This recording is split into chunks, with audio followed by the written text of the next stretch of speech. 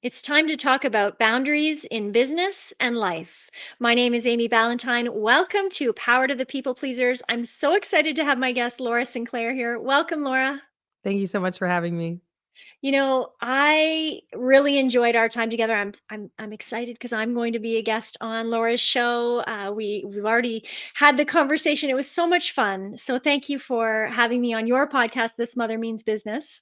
Of course, it's always fun when we can trade conversations and do one thing my way and do another thing your way. So it's fun. I'm looking forward to this. I'm grateful to have you here. And for those audience members listening, I got to speak at an event, the High Vibe Women event in October, where I met Laura, and we shared a moment, which was We did. really it was really cute. And so I'm glad that you could be here today. And as I always ask of my guests, have you ever been a people pleaser? And if so, how did that show up in your life? Yes, I mean, I'm a middle child. And so I think we just start with that, right? Yes, very much been a people pleaser. And I'm also a mom. And I think that a lot of moms fall into those traps really when we think about like what the expectations are for like what motherhood is supposed to look like. And Mm. so yes, I've been a people pleaser. I feel like I'm a bit of a reformed people pleaser at this point. I've Yeah. learned to not do some of those behaviors, but they still show up. And certainly for me, people pleasing showed up in my pursuit of what I thought success was supposed to look like and following paths that weren't really paths that I wanted to walk.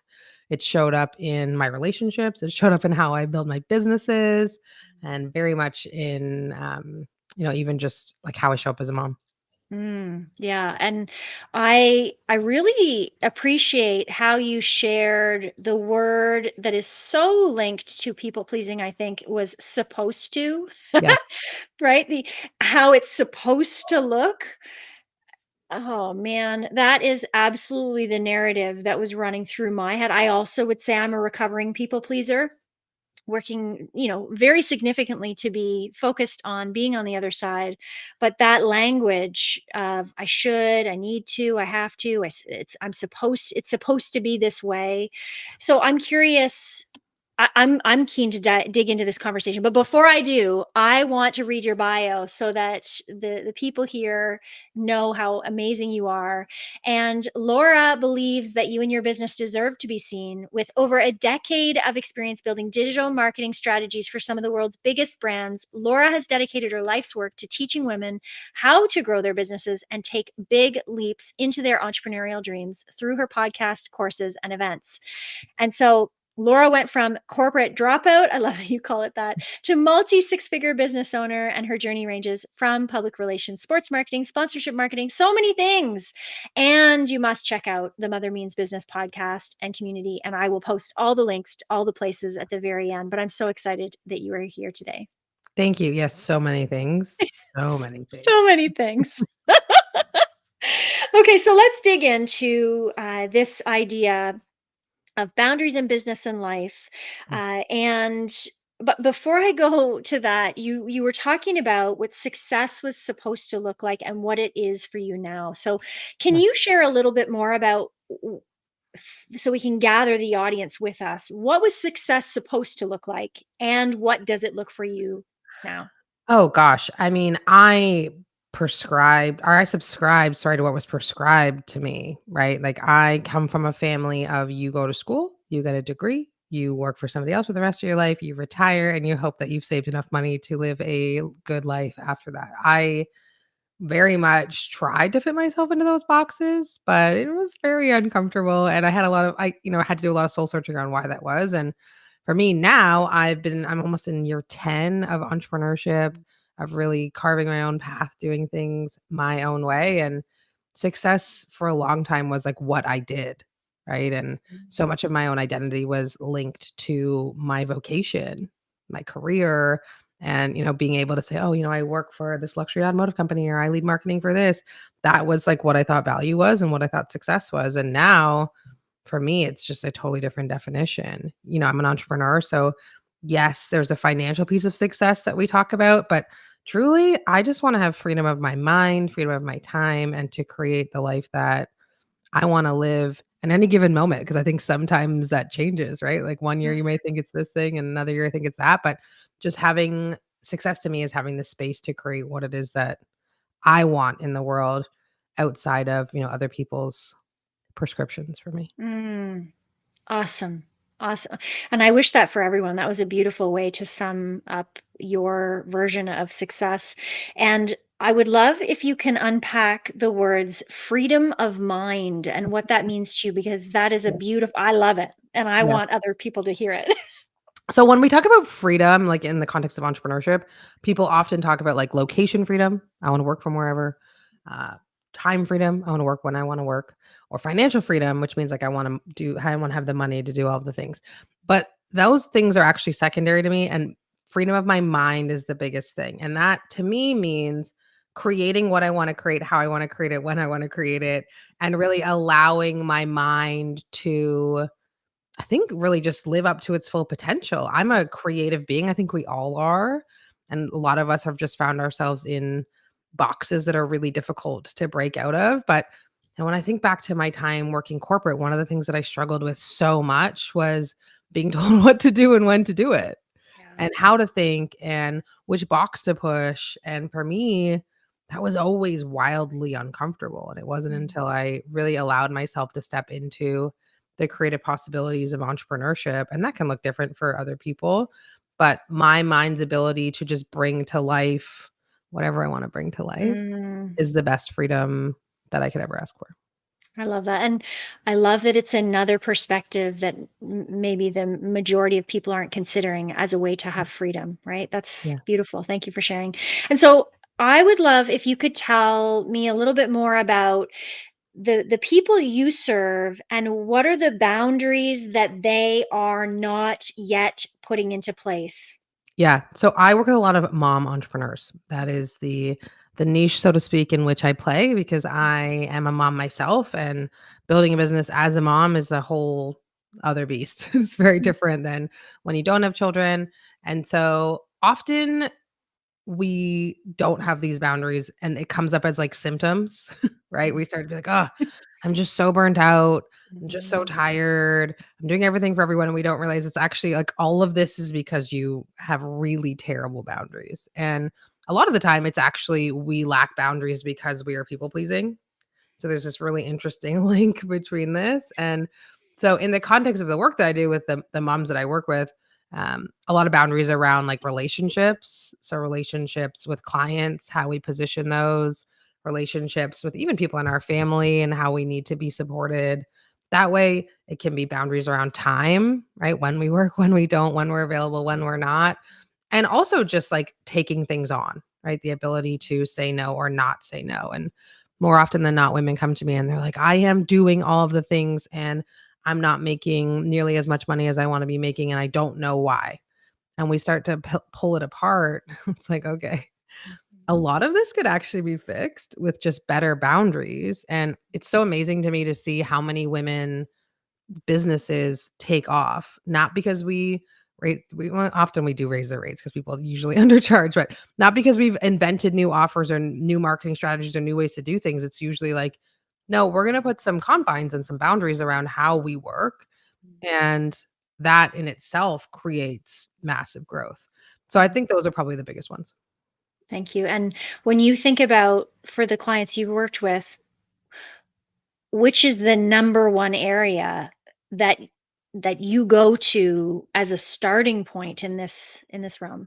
A lot of it's energy, right? We start with like what are the things that are actually draining your energy Mm, and like because at the end of the day, if you are a solopreneur, you have a small team, you're the leader. If you don't have anything left for your team, that's where we have to start. That's like foundationally. And so usually that's looking at where are you available, where are you not available. I think mhm, a lot of the times people get into client relationships, whether it's clients or customers, however that presents itself in the context of your business. And mhm. a client asks for something and it's like, okay, I have to stop everything and I need to do it for this client right now. It's like, well, no, you don't. You don't. Or, I have this really detailed scope of work that I do with my client, but they've asked for this other thing. So I'm just going to do it for them.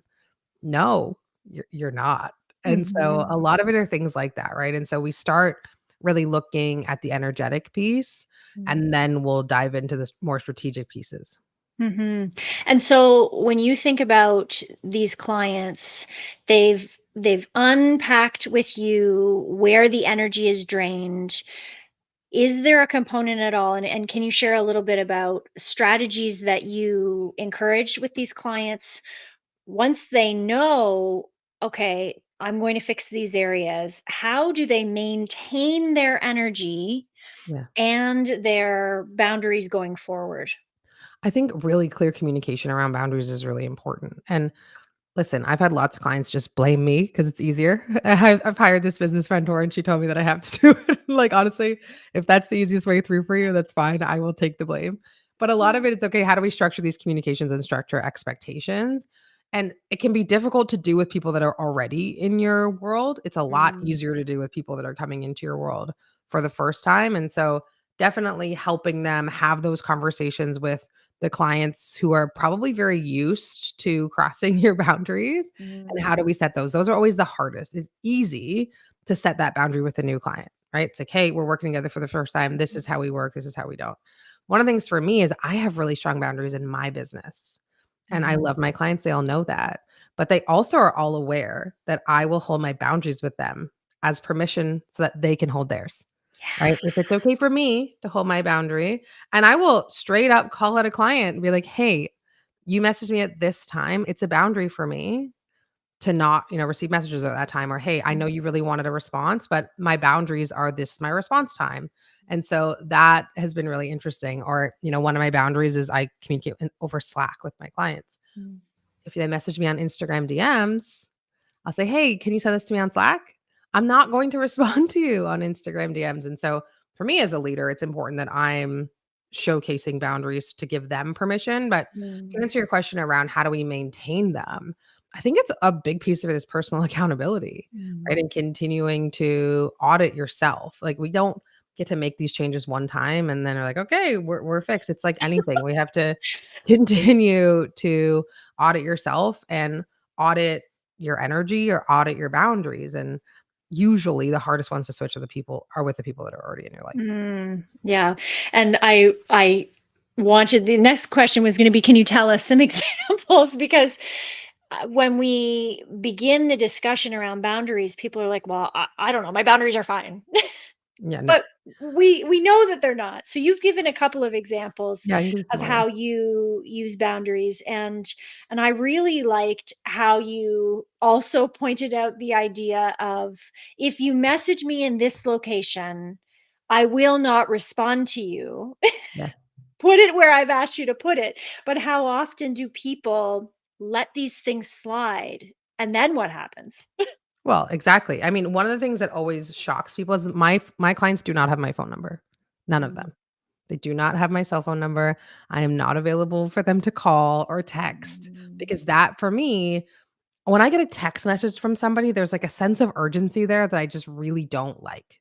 mm, It brings something up in me where I'm like, "Oh god, this person's calling me like this is an emergency." And so, frankly, I'm not saving anyone's life. My partner's a first responder, he's saving people's lives, I am not. And right. early on in my career, I worked at a PR firm, and one of my bosses used to say it's PR, not ER. And I've really kind Mm, of translated that into how I show up in my business. And so for that reason, my clients do not have my phone number. They don't. Nobody.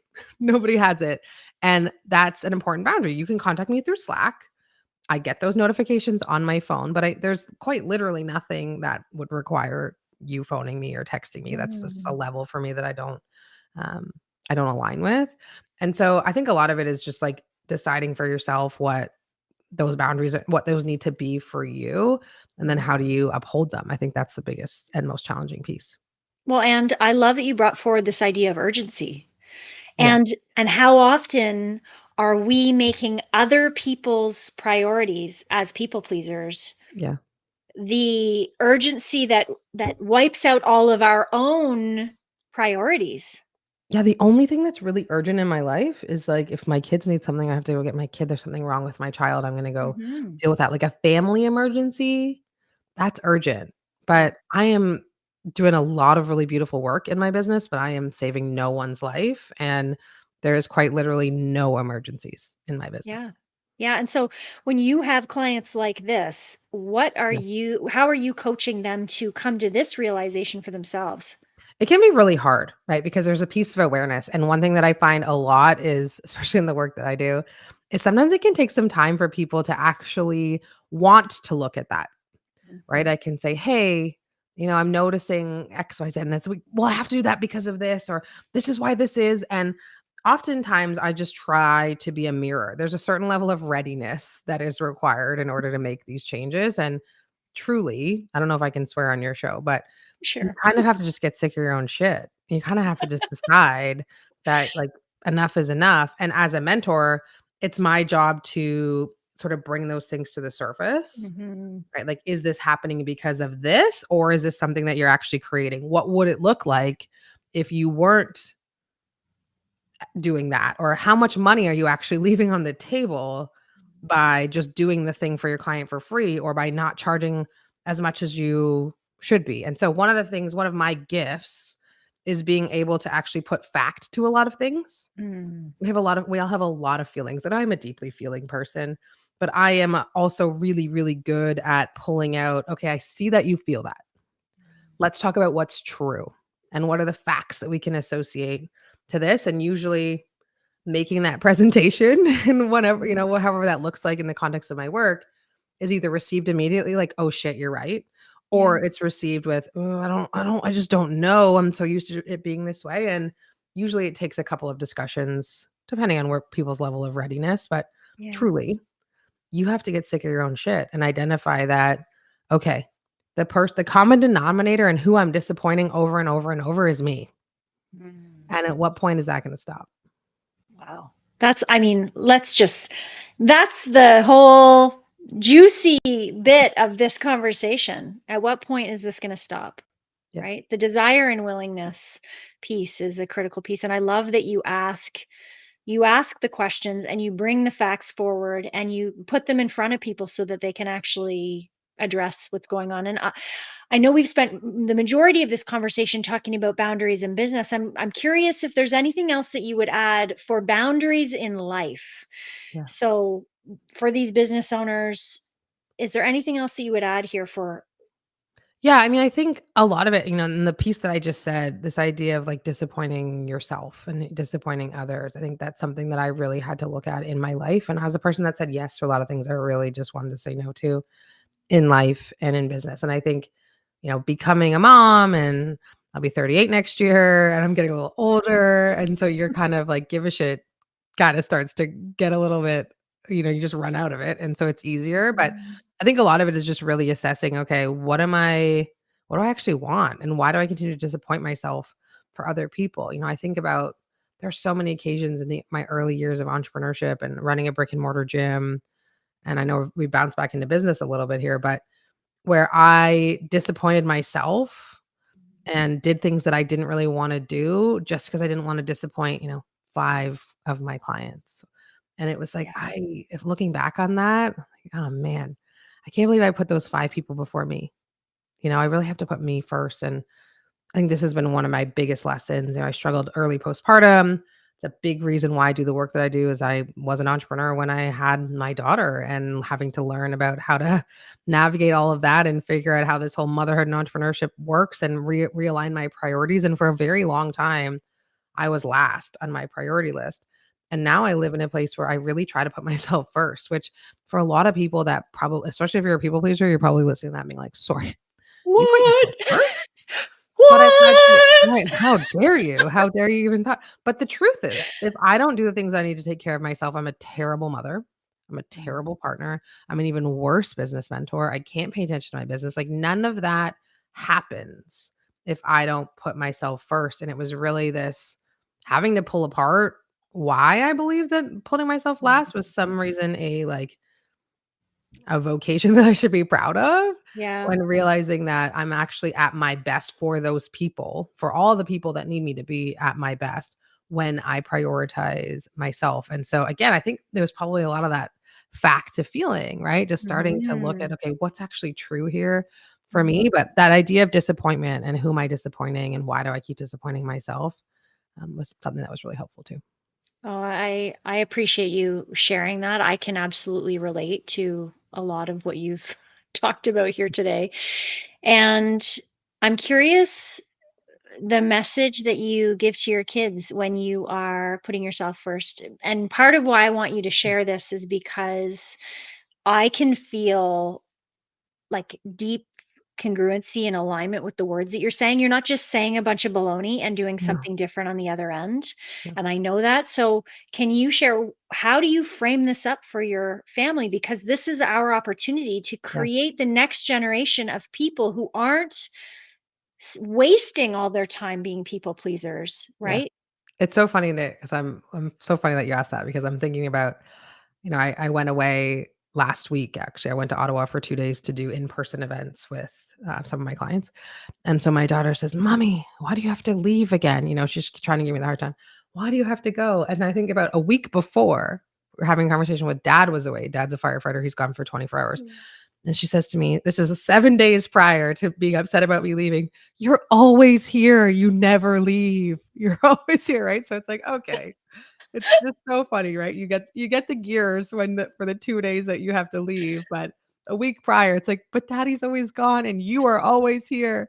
And so, yeah, it's really interesting. And so for me, I really like to have open conversations with my kids.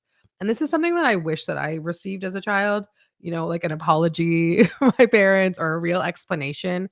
I think that my daughter's 7, so she's old enough to understand. My little guy's 4, it's a little Yeah. different. But I really do try to openly have conversations about why mommy is going to the spa tonight and you're with the nanny. It's because, it's really important for mommy to have some time so that she can leave and do some things for her so she can come back and we can have lots of fun and I'll give you my Mm. full attention. Or, it's important that mommy and daddy get to go spend some time together because, we all get time together, but when do mommy and daddy get to hang out together, just the two of us? And explain to her that like this is important for mom so that I can come back and be 100% present. And she gets it. She's like, "Yeah, okay, that makes sense."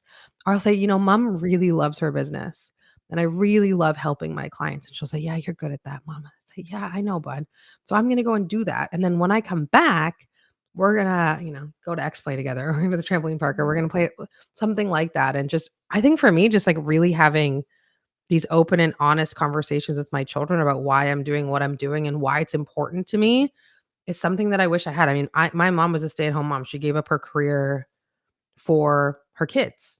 And so I'm kind of making this up as I go, right? I'm living this and being like, okay, watching that as a kid created, and this is no shade to my mother, but created this idea of what motherhood was supposed to look like. And I Mm. really struggled with that because I was trying to fit into this like people pleasing mode of, okay, motherhood means that I just give up everything and I'm just here for my kids, but I was never able to fit myself into that box, and so being able to model that for my daughter especially is really important. Oh, can I just say amen? Yeah. Eh, I have two girls and even modeling it for my son who in the future will Yeah. have potentially have a partner, right? So it's what you're sharing here is so powerful and I do hope that the listeners are taking in these words and recognizing that we're not saying that you should or shouldn't do your life right like you Yeah. get to actually align to who you are and what you need and to take care of yourself so that you can be the best version of yourself with your clients with your family. I really love I'm big on the discussion of how are we helping the next generation, so Yeah, we gotta I love enroll that you're people. having these honest. I just Yeah. think we need to enroll our family in the thing that we're doing, our partners, right? Yeah. Because it's not always easy for my partner either when I'm like, "Hey, I'm going to Arizona again on this mastermind," right? But here's Hmm. the vision, here's what I'm trying to work towards, and for me, being able to enroll my family, the people whose support I need, whether it's my husband or my 4-year-old son, I think that's a really important part of it. Mm. Yeah. Yeah. Okay. I think we could talk all day. You have offered a link for individuals to join you for free networking Yeah, Tuesdays, 10 a.m. Eastern, every other Tuesday. I'm going to drop that link yeah. so people can join you for a powerful networking with you and your link to this Mother Means Business. Super pumped for when my episode airs. And I want to thank you so much for being here today and for sharing your beautiful wisdom. Thanks so much for having me, Amy. This was awesome. So much fun.